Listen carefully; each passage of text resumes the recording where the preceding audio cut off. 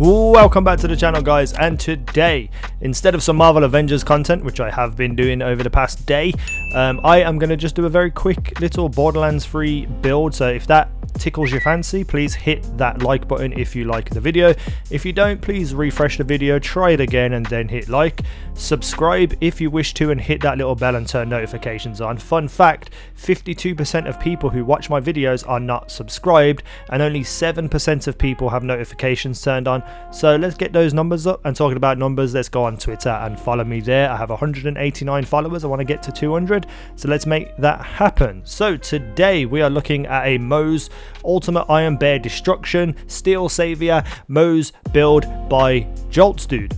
Now, when it comes to these videos, what I usually do is I get someone's build online and I test it out for myself. So I don't refine it, I don't play with it for a long time. It's just my first look, first impressions of what a build can be, and then obviously off screen, off camera, I will go and use it more and get used to it and make things as good as possible for the build. So in the video description, you will see the link to the actual video on joltzdude's channel, so make sure you go over there, watch it, get the build, see how he uses it, have him explain how everything works, because what I like to do is just do impressions and reactions to those builds.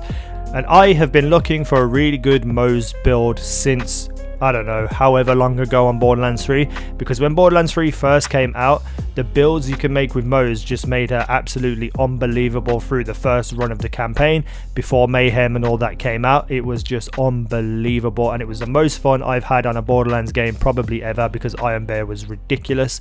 Then Mayhem started to come out and everything started to fall to one side when it came to Flax Pets and to Moze's Iron Bear, and they just really weren't useful whatsoever. And I was really sad because Moze was like my main pick of a character when I first started Borderlands 3.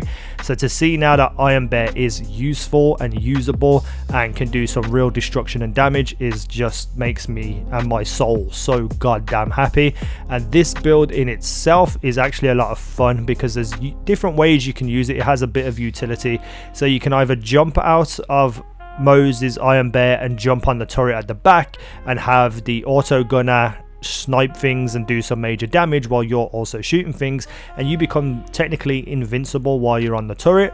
And then also on top of that, you could just sit in Iron Bear and absolutely destroy things. Now, if you want to see the build and how this is set up, the skill tree, make sure you go check out joltzdude's video. Obviously his build is his build and I really don't want to take praise for it, so it's not fair for me to showcase it in that way, but I am going to talk about how good it is. And the skill tree setup that we do use has the railguns as the main offense for Iron Bear, and whether you're in auto bear or you're inside Iron Bear itself, the damage on these railguns is ridiculous when you have it set up correctly. And that is obviously bringing Moze down to 1 HP, so her damage is increased massively, and Iron Bear's too. And it's just so much fun to play with. It's so much fun to do this much damage with Iron Bear. It's just absolutely ridiculous, and I cannot state this enough. This is probably going to be my main Moze build for a while, until inevitably they weaken Iron Bear again, and there's no point in using Iron Bear.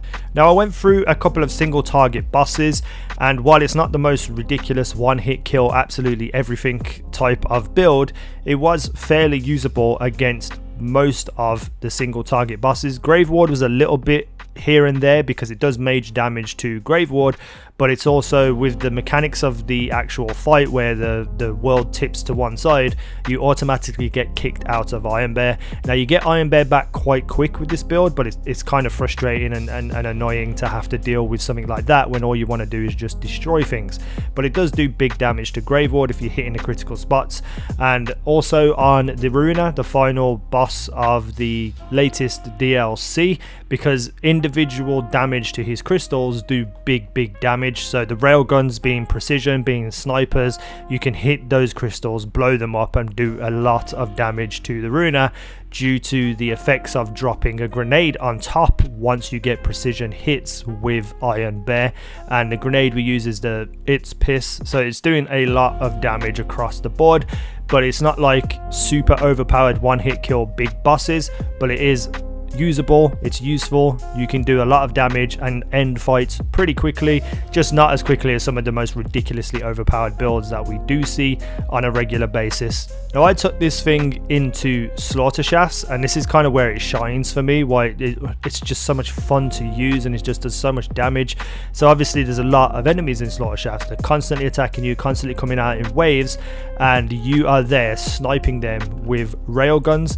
Now you can use one railgun hit and do probably enough damage to kill a single enemy, a normal enemy let's say, and then you know the badasses, the extra shields and stuff, hitting them with 2 railguns, pretty much 1 hit kills them if you take it as 1 hit, but realistically it's 2 hits.